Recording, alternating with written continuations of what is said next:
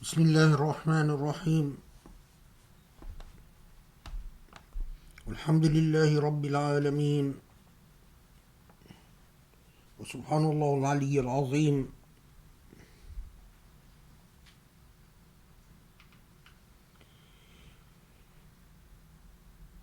ونصلي ونسلم ونبارك على محمد وعلى آله وأصحابه ومن اتبعه بإحسان إلى يوم الدين.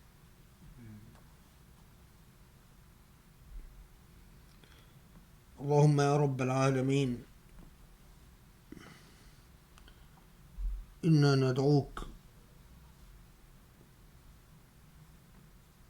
ندعوك بدعاء نبينا آدم عليه السلام: ربنا ظلمنا أنفسنا وإن لم تغفر لنا وترحمنا لنكونن من الخاسرين. وندعوك بدعاء نبيك نوح عليه السلام: رب اغفر لي ولوالدي ولمن دخل بيتي مؤمنا وللمؤمنين والمؤمنات ولا تزد الظالمين إلا تبارا. وندعوك ربي بدعاء نبيك إبراهيم عليه السلام: رب اجعلني مقيم الصلاة ومن ذريتي ربنا وتقبل دعاء. وبدعاء نبيك يوسف عليه السلام: فاطر السماوات والأرض أنت ولي في الدنيا والآخرة توفني مسلما والحقني بالصالحين.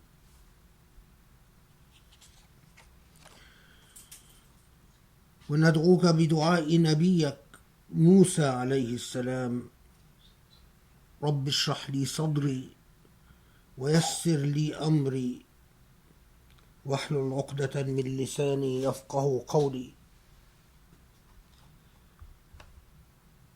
وندعوك بدعاء نبيك سليمان عليه السلام: رب أوزعني أن أشكر نعمتك التي أنعمت علي وعلى والدي وأن أعمل صالحا ترضاه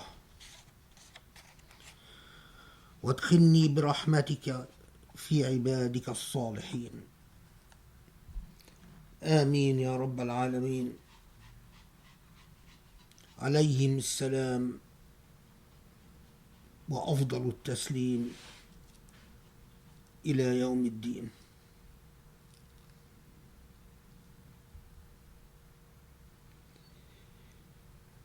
We are incredibly, as it is, approaching already the last week of Ramadan.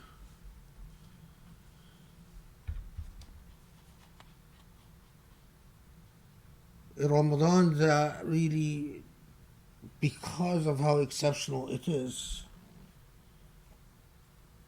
serves as an amazing reminder that all the hubris of the modern world is not justified. That the entire world, with all its pretenses of autonomy and independence and strength,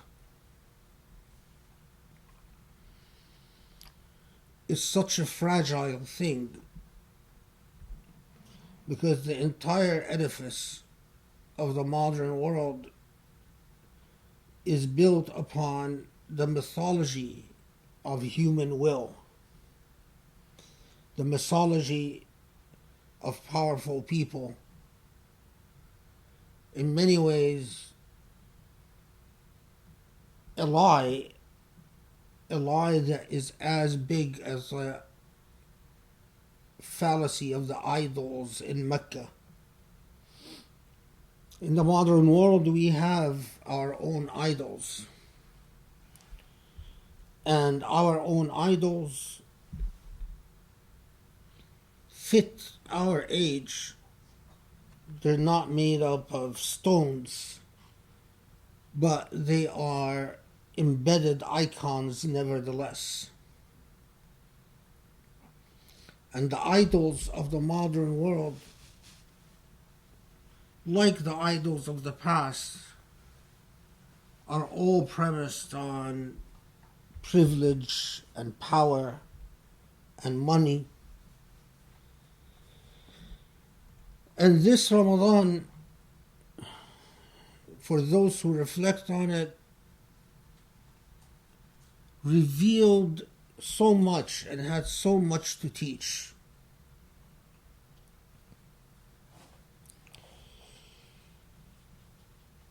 Whether it is jobs that feed into our pride and our arrogance, we discover that these jobs are fragile and can easily go away.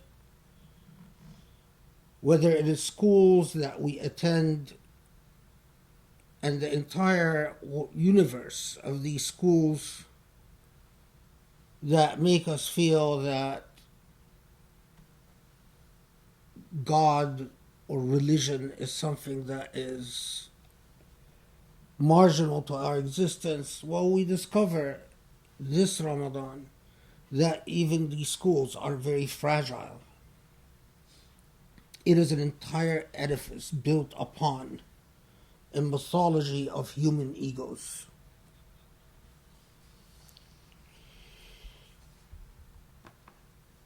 One more week, only 1 week left in this Ramadan. A Ramadan that, although in most places there were no Taraweeh prayers in mosques, the usual social activity that people rely on to boost their sense of community and also their egos and their sense of pride have all been missing. A Ramadan that you are forced to be alone if you wanted to actually focus on that with God subhanahu wa ta'ala.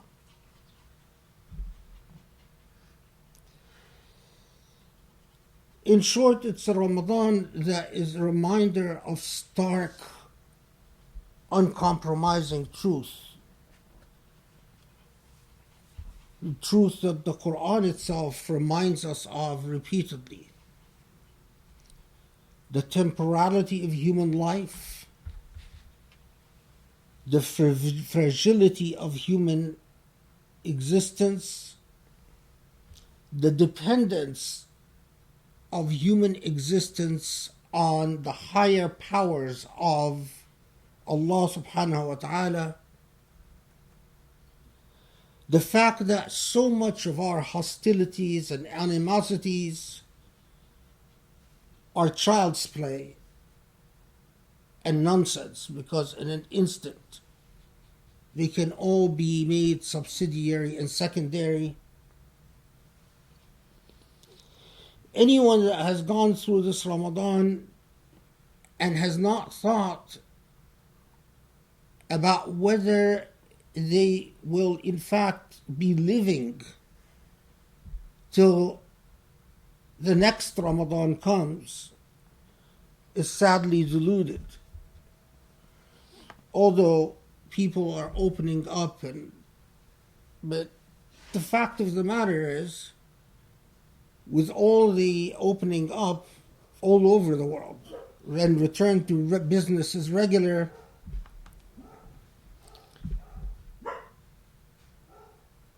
the deadly disease still exists and it threatens all of us, and no one is guaranteed that they will be still alive when the next Ramadan comes around. A wise person reflects upon why Allah wanted us to experience this Ramadan and wanted the entire world to experience this Ramadan the way that the entire world experienced it. We miss yet another opportunity to be on the right path when we experience something like this plague and we fail to think seriously about the redistribution of power and the redistribution of wealth in our world.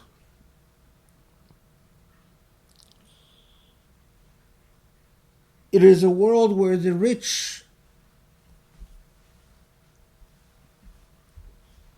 can very quickly discover that their wealth is not as stable and embedded as they hope to be or as they thought it to be. And a world and a Ramadan at a time where the inequities of this world are stripped bare, and we are forced to confront these equities right in the face. And it's not over, because all over the world, governments all over the world have simply decided to let this plague run its course. In other words, try to save as much of the economy as they can possibly save by turning the power switch on production and economy, and simply take the risk that the average and common human being will catch this disease and perish, or get very ill at least, until we discover some form of medical response to it.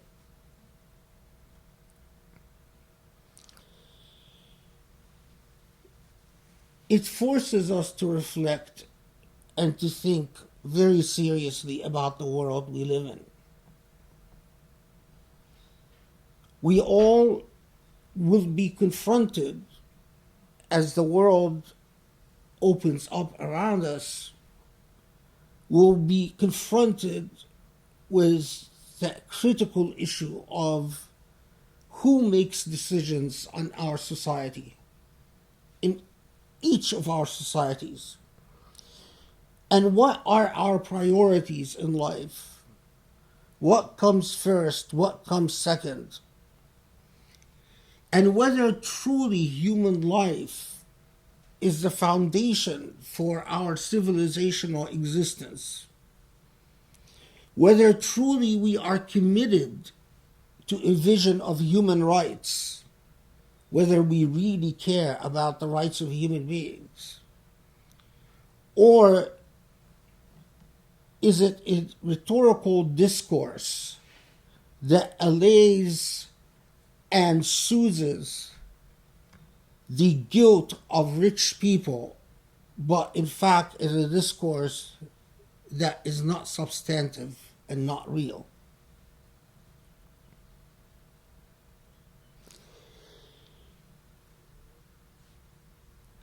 When we confront moments like this,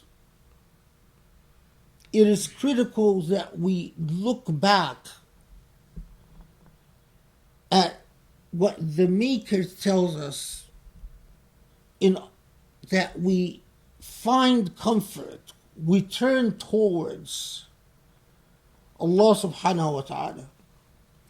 And I started this khutbah by reciting the dua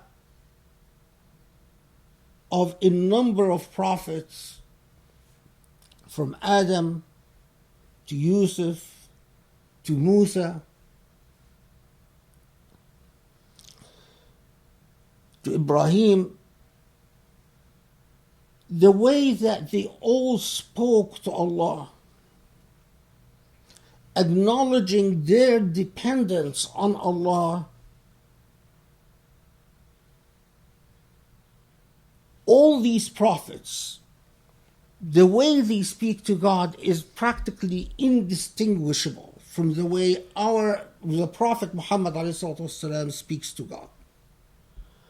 But second, you notice in the way all the prophets speak to the Lord is an acknowledgement that this world is not our own, and that without having an intimate relationship with Allah subhanahu wa ta'ala, an intimate relationship in which we don't take the Lord for granted, it's very easy to make God subservient to us. If we say God loves us and loves us the way we are, however we are, as a lot of Christians do, God, take me as I am, and God just loves me. We rob God of a real will, so it becomes a paper mache God. It becomes a symbolic God, very much like the story in the Old Testament when Jacob wrestles with God and pins God to the ground. It's in Genesis. And orders God to bless him and says, bless me. And God says, no, I'm not going to bless you. And Jacob says, well, I'm not going to let you go unless you bless me. And supposedly they wrestle for days, and eventually God gives in and blesses him. وَالْعِيَاذُ بِاللَّهِ وَنَسْتَغْفِرُ اللَّهَ مِنْ كُلِّ ذَنْبٍ عَظِيمٍ. For Muslims, of course, that's precisely the problem. That's precisely the problem. If your relationship with God is that God, for all practical purposes, exists to clean up your mess, to wipe after you, to clean after you, to love you unconditionally. God doesn't interact in a viable and lively ways, doesn't affect your morality and teach you what is inequitable and unfair and unjust about your society. If this God doesn't teach you about the rights of others as well as your own right, if this God doesn't animate your heart with compassion and mercy and love, if this God doesn't give a sense of meaning and purpose for your existence, but most of all, if this God is not a just God, and a just God challenges the arrogant and powerful, if this God becomes something like a paper mache, something like an illusion, then this God shares nothing with Islam. It's a false God. It's a God of the ego. It's a God of a form of idol worshipping, where human beings invent a God that only boosts their own egos and their own need for validation.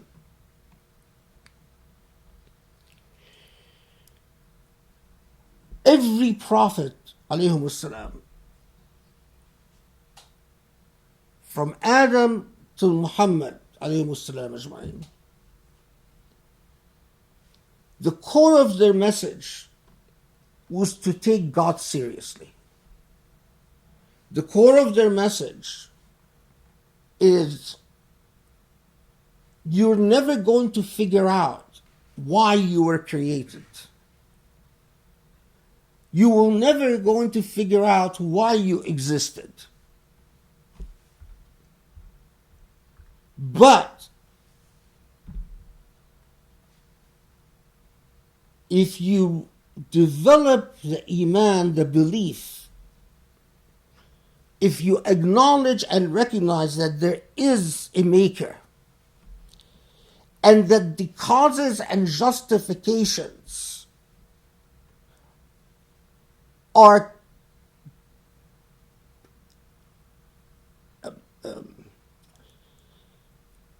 anchored or embedded in the recognition of that maker, in the will of the maker.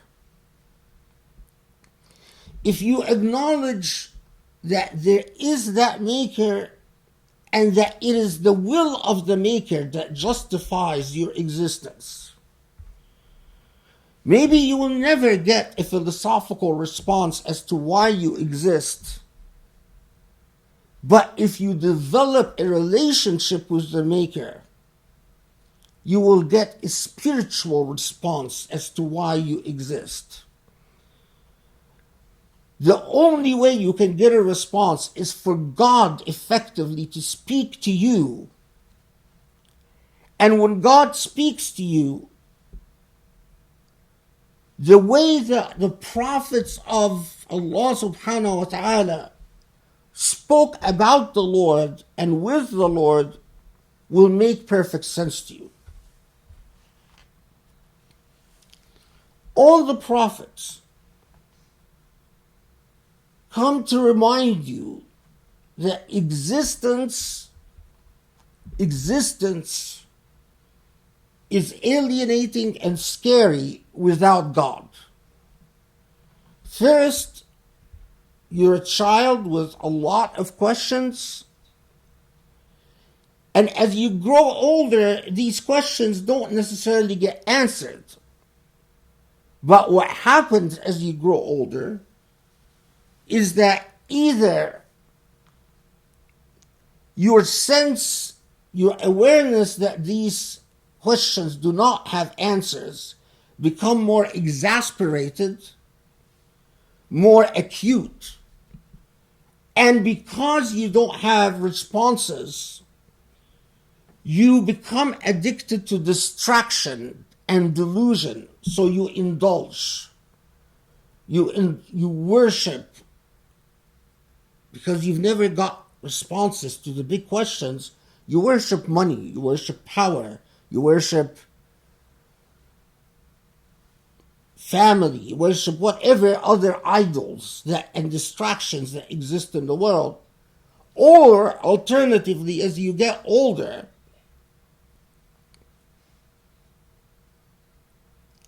you discover that magnanimous, majestic relationship with the divine. And then you realize that the responses to the big questions of existence, the nature of questions like, why do I exist? What is the nature of consciousness? What questions like, why does evil exist? Why is there so much injustice in the world? Regardless of the philosophical response to them, you as a believer get a response from your relationship to Allah. In other words, these very big questions are answered at the most personal and intimate level through your relationship with Allah.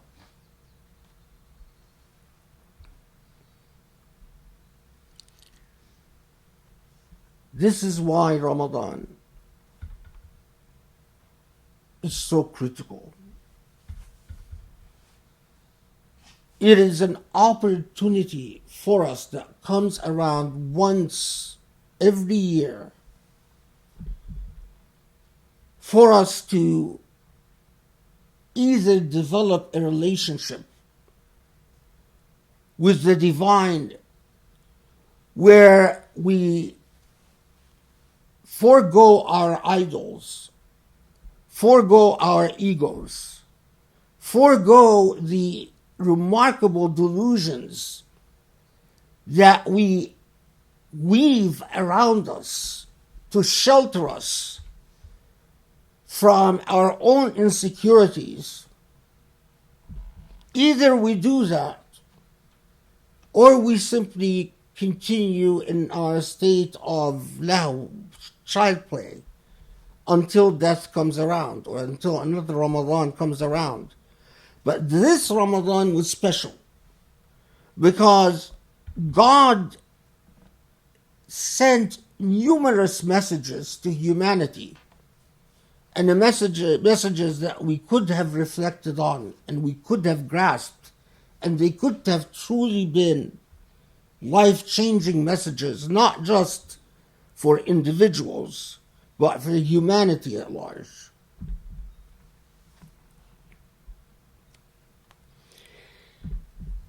The second thing that all the prophets of Allah subhanahu wa ta'ala teach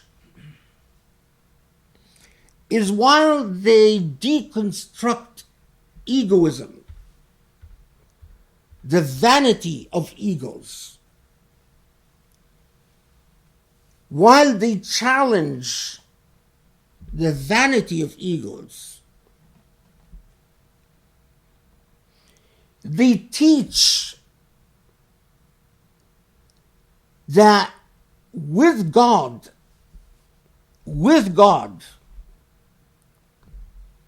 the dignity of human beings is a sacred thing. Every prophet of Allah subhanahu wa ta'ala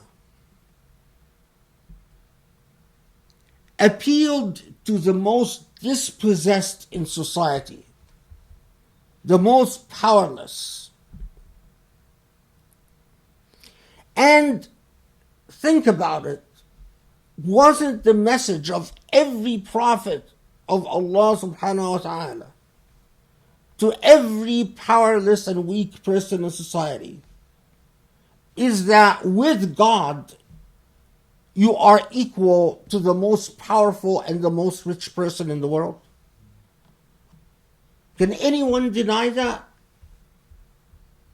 Didn't every prophet come and say to the slaves, to the poorest person in the world, to those who are lepers in the leper colonies, to basically, wasn't their message is that in God's eyes you are equal? There's nothing about the king or the nobility or the priestly class that makes them superior to you. And in fact, in God's eyes, you could be superior to them. Isn't this what in our modern discourses we call humanism? Isn't this the philosophy of humanism?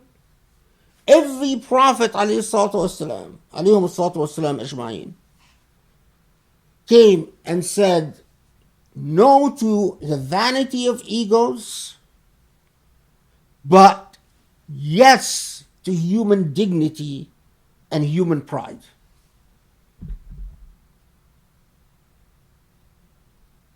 Every Ramadan that comes along, and it doesn't cause you to re-examine and rethink your relationship with whatever feeds your delusions of grandeur. So if you have an important job, if you're a medical doctor who specializes in something that, in the US here especially, if you're a medical doctor who specializes in a field in which there aren't that many specialists, and so as a result, you charge tons of money for every visit, every time you speak to a patient, that's hundreds of dollars, if not thousands of dollars. And as the case is with so many professionals, you go and you visit a big-time lawyer who charges tons of money for each hour, and you find them fundamentally arrogant. The money has made them speak with an air of superiority. Same thing for doctors. The minute they are specialized enough and money starts rolling in, again, with that comes the arrogance, the vanity. What Ramadan is, and especially this Ramadan, it's as if Allah has picked it, is a reminder of the message of every prophet that Allah has sent to us. Your vanities are ugly. Your delusions are laughable. Your arrogance is condemnable. And human dignity is one and the same for all.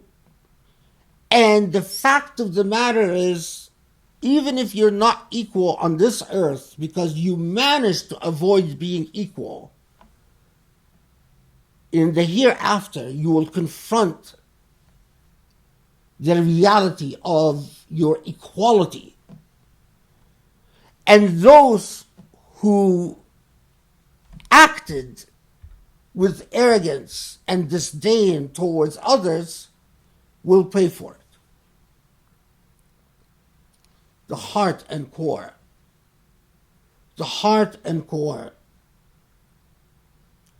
of every speech and every message that Allah subhanahu wa ta'ala gave to humanity, time and time again. The only question is, when do we listen? So many, just so happens that I actually know people who started out this journey, some even started Ramadan, basically remarkably confident that they're not going to get the corona disease. I know several, they all happen to be Muslim, who started out with this attitude of laughing at the contagion and saying it's all exaggerated and so on. And 3 of them are now dead. They caught the virus and died. I wonder, how are they handling these issues, these core issues with God now when time has run up? One of them,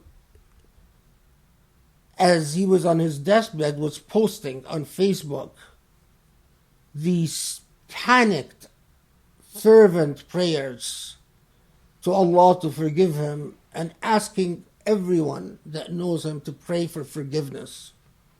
I don't know what he did in his life, but I know enough to know that he was wealthy and he had a very good job and he was making very good money. And time ran out. That simple.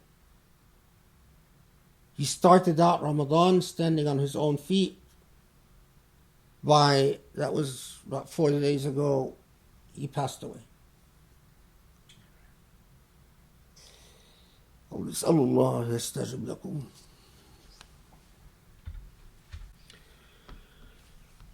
بسم الله الرحمن الرحيم والحمد لله رب العالمين وسبحان الله العلي العظيم والصلاة والسلام على محمد وعلى آله وأصحابه ومن اتبعه بإحسان إلى يوم الدين.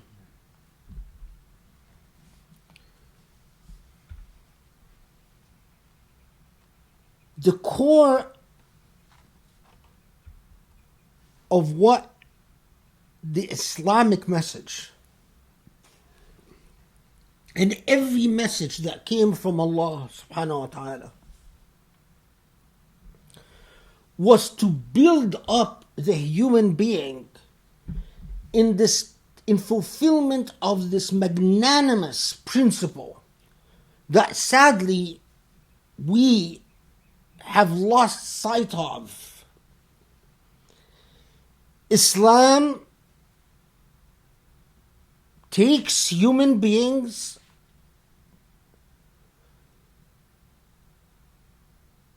from عبادة العباد إلى عبادة رب العباد. Islam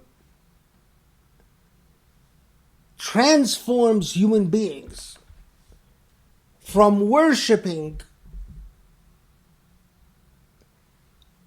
fellow human beings to worshipping the God of human beings. That's a literal translation. The core of, when I say Islam, I am talking about the Islam from the time of the Prophet Ibrahim alayhi salam, who called us Muslims. So the Islam of Jesus, the Islam of Moses, the Islam of Joseph, the Islam of all the prophets, including the Prophet Muhammad alayhi salam. Alayhi salatu wassalam ajma'in. This liberating, empowering message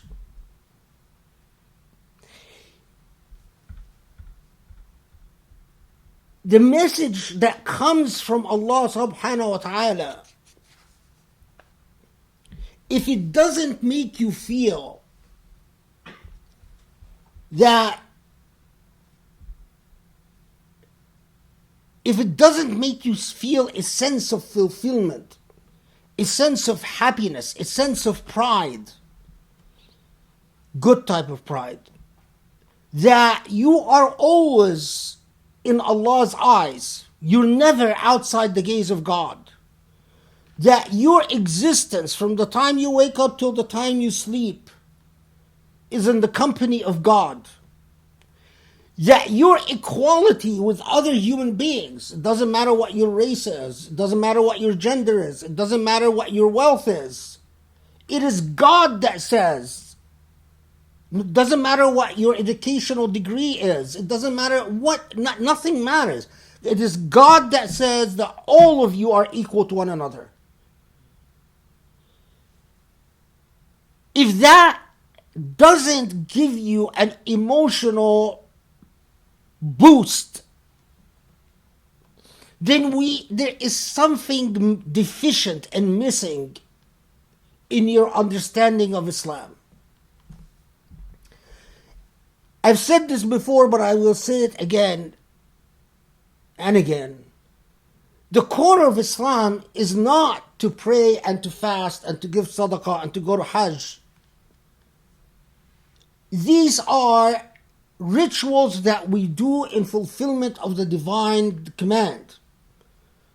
But the core of Islam is a spirit. It's a liberated, empowered spirit.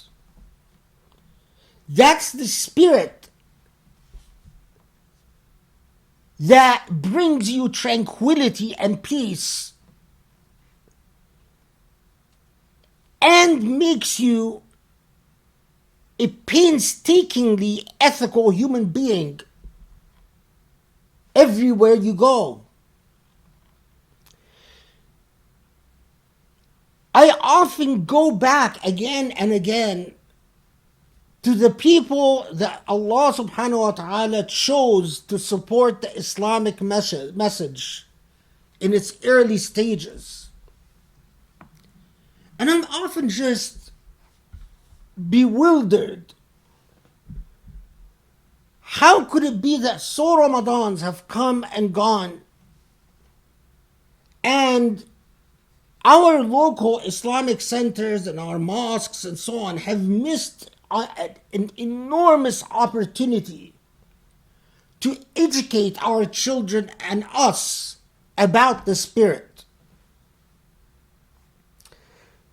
So, for instance,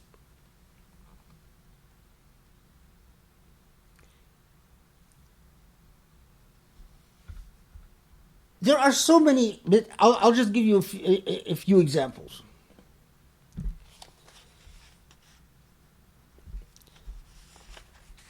Take someone like Zayd ibn al-Haritha. Zayd was the Prophet's adopted son. Zayd ibn al-Haritha was a child in tribal Arabia. In one of the tribal wars, he was captured and sold into slavery. He's become a slave. He was bought by someone in... there are different stories as to exactly where he was bought, but anyway, he was bought by someone, and eventually he ends up in the hands of Khadija's brother. Khadija, the Prophet's first wife, her brother ends up buying the slave, and he gives the slave Zayd ibn al-Haritha to Khadija.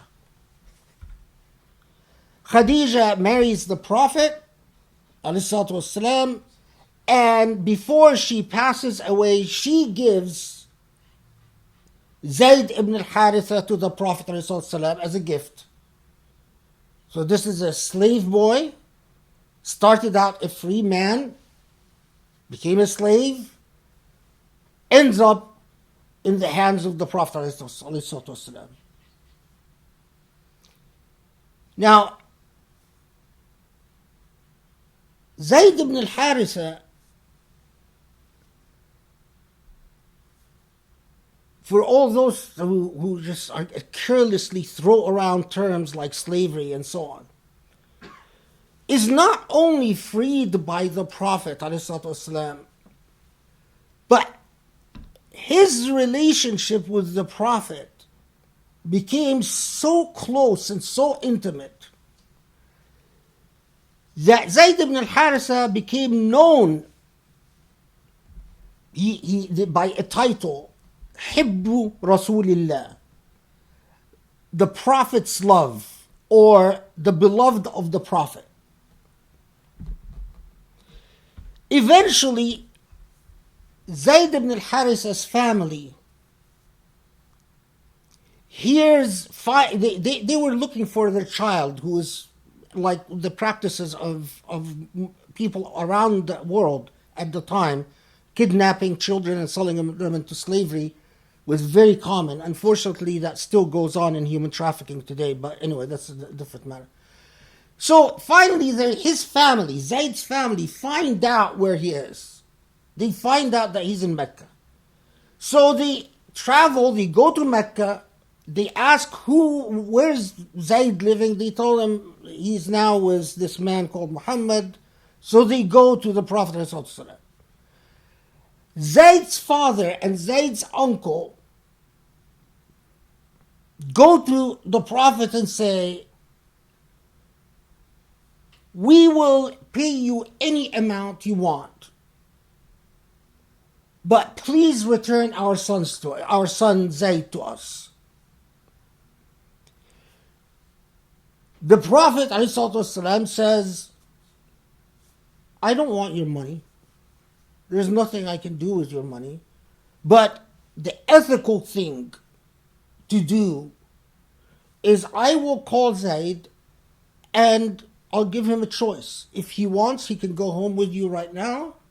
If he wants to continue living with me, that's fine. He took money out of it.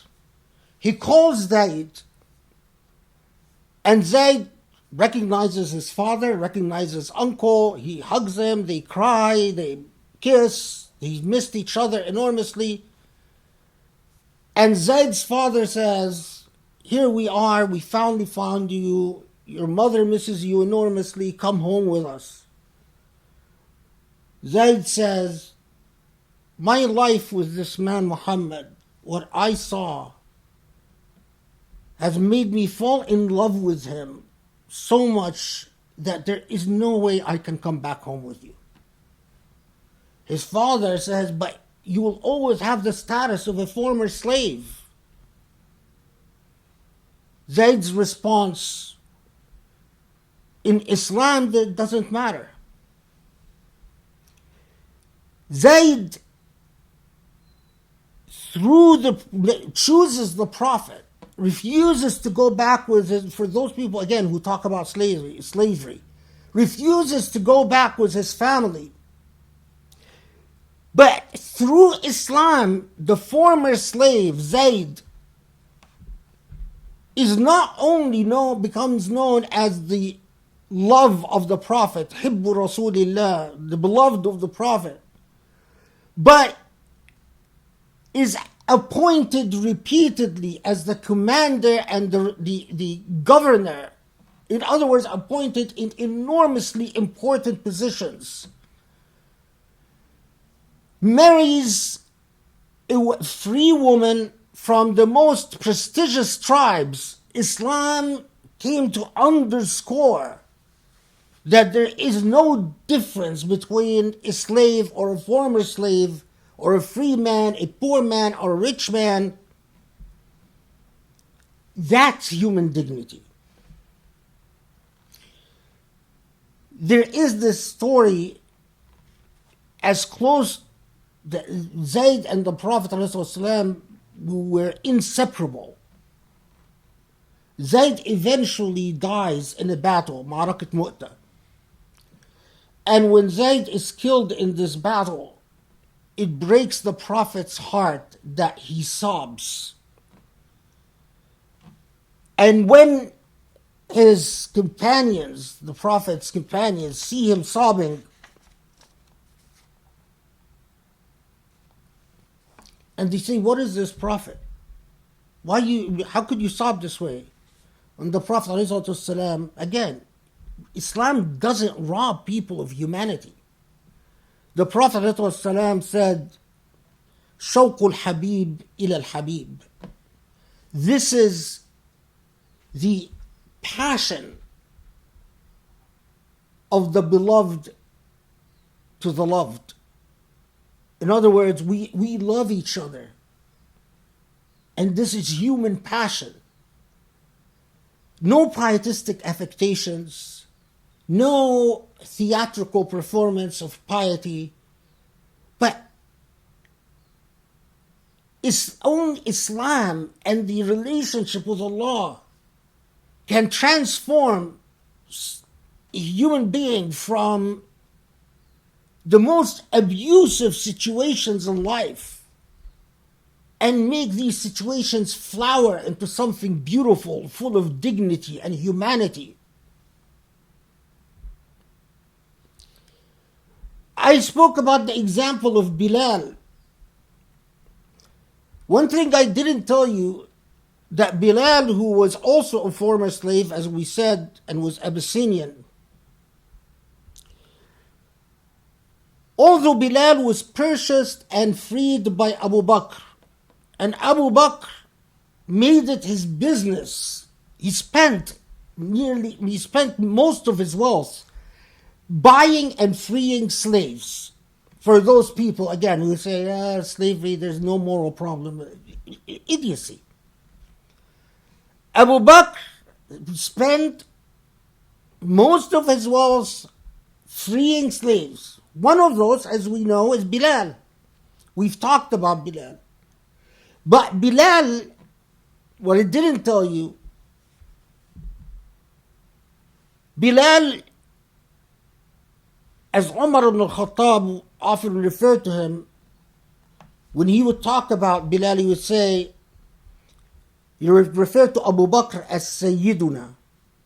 And to Bilal, and he would say, Sayyiduna a'taqa Sayyidina.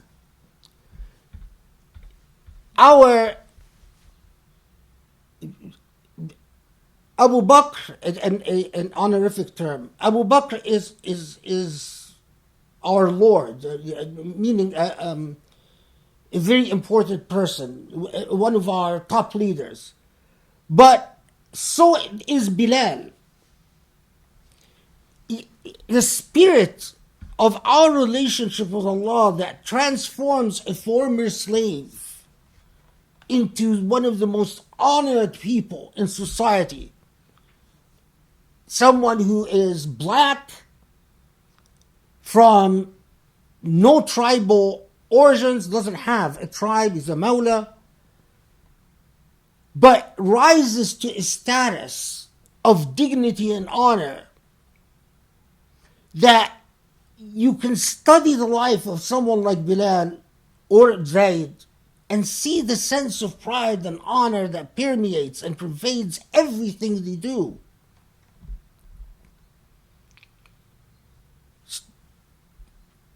I'll give you maybe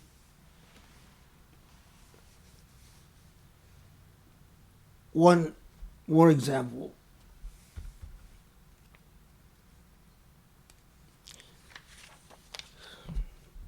Out of so many possible.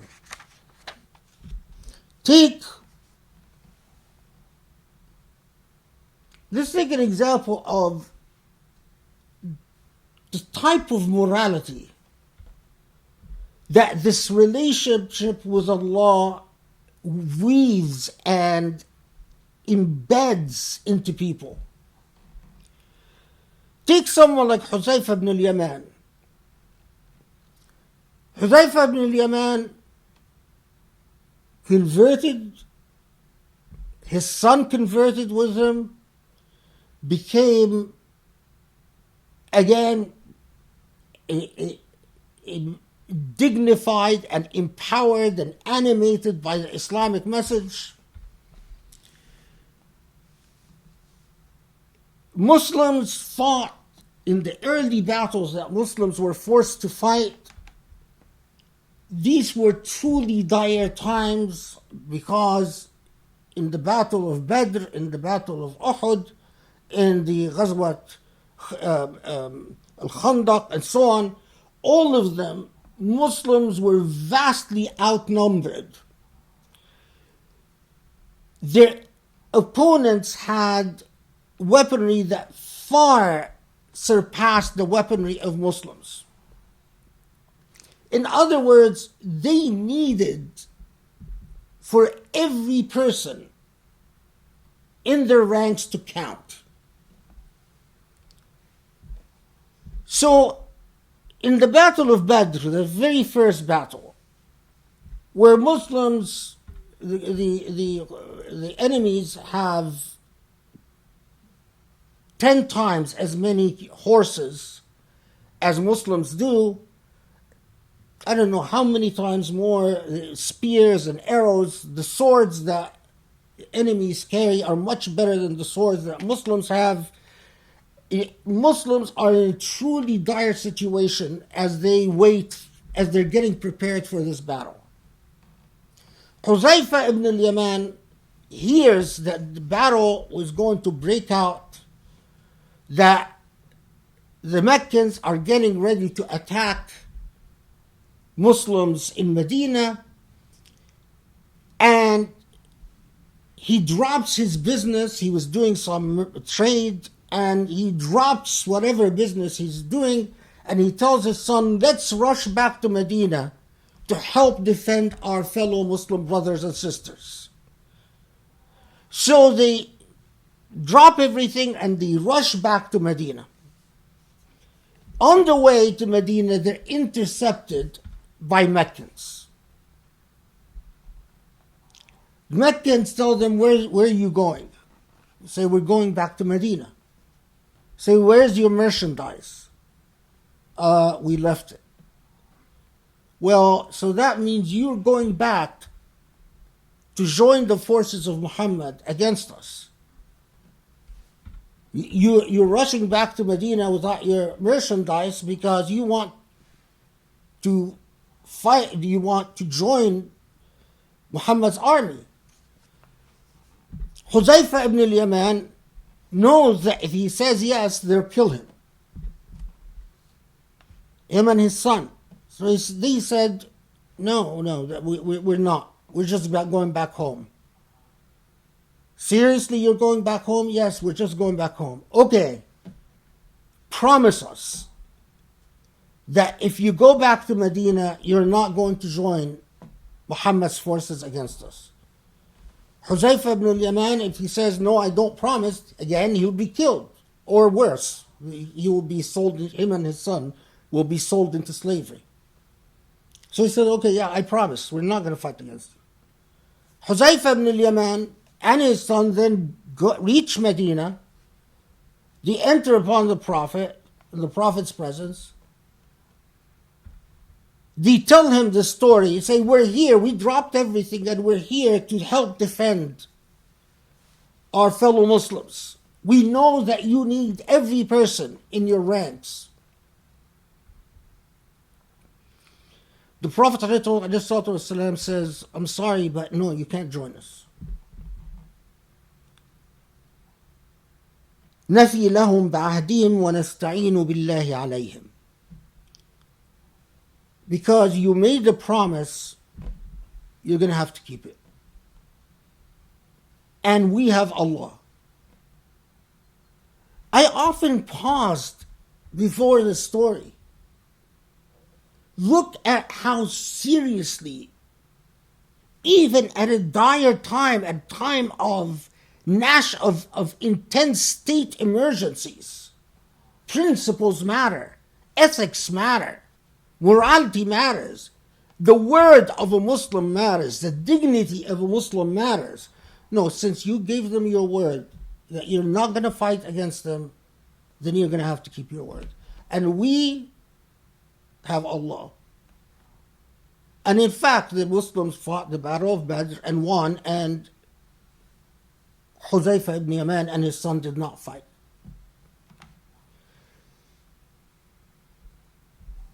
There are so many narratives that remind us again and again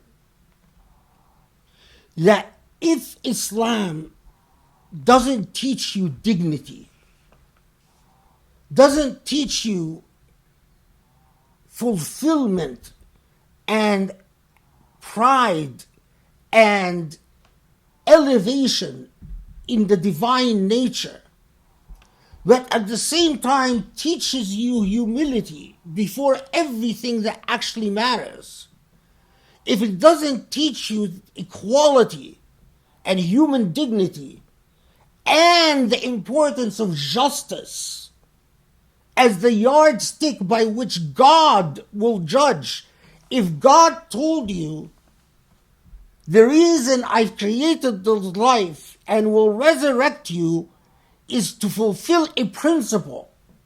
What's that principle, God? The principle of justice.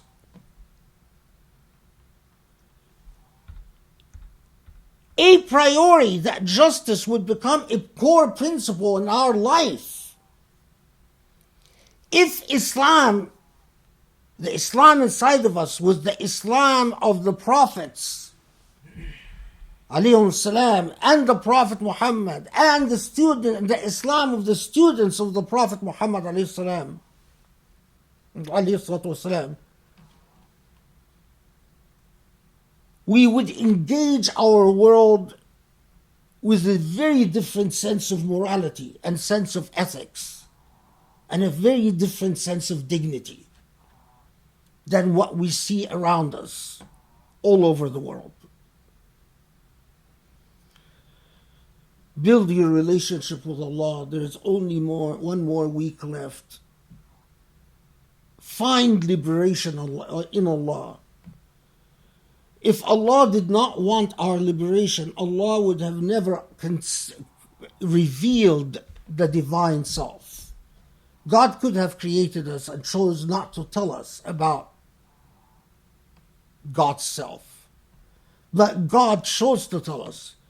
And God chose to tell us to bring us comfort, to bring us tranquility, to bring us a sense of purpose, to bring us a sense of stability. This is why God revealed God's self. And God anchored in us the fundamental principles of our dignity, and that God's message from beginning till end is about justice and human dignity. قولوا قولي هذا واستغفر الله لكم إني داعٍ فآمنوا اللهم اعف عنا اللهم ارحمنا اللهم اغفر لنا اللهم يا رب اهدنا لأقرب من هذا رشدا يا علي عظيم Allah, forgive us, forgive our sins, increase our faith, inspire in us your love and the love of everything that you love. Inspire in us dignity, purpose, beauty, and justice. Allow us to see the truth of your path and to follow that path till the day we leave this world. وصلي وسلم وبارك على محمد وعلى آله وأصحابه وعن الفحشاء والمنكر والبغي يعظكم لعلكم تذكرون